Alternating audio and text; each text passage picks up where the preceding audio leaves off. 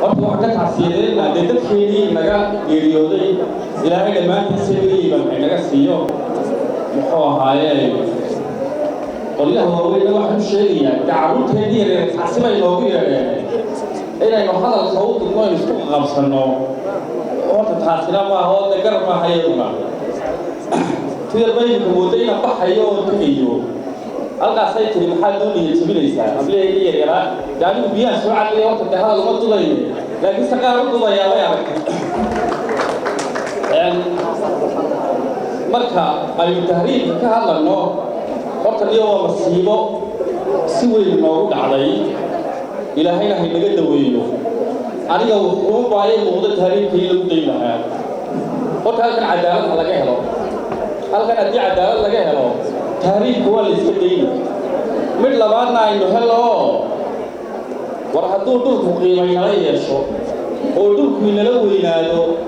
oo dhulku macnay noo sameeyo cidna tahriibi mayso inaad bilaa calayk wasiir tahriibaya darkaysaa maxay maayeen loo haystaa imisa iyagoo xilal haya isdhiibay oo kow lahayn oo laba lahayn oo saddex lahayn kolkaa marka wasiiradu isdhiibayaan iyagoo xilkii haya oo sharaftii iyo karaamadii ummadda sida maxaa ilmaha yaree naqani isaguna disgrace buu noqonayaaba taasina waa taasi wax waliba diinta islaamka waxay tiri cadaaladdu waa in shay waliba halkii uu ahaa la dhigo qof waliba waxa uu leeyahay haddii la siiyo cidina tahriibi mayso laakiinse markuu nin waliba u yahay in aanu kartidiisa aanu waxba ku helayn ee uu garanayo in berrinta hore hadduu shaqo helo looga baahanayo inuu nin kala soo kahaysto oo uu dalkiisa isagu magan ku dhex yahay dowlad waa la wada tahriibaya kolkaasu ilaahay waxa weydiisanaynaa inuu xanuunkani in laga saaro ilaahayna waxaynu weydiisanaynaa dad qiimaheen la garanayo inuu inoogu dhiibo hoggaanka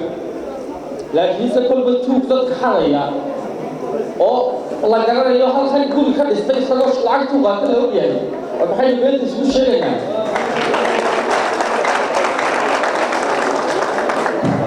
aynu inagu hagaagintayna waaweynay carruurta way hagaagi doontaa wabilaahi tawfiiq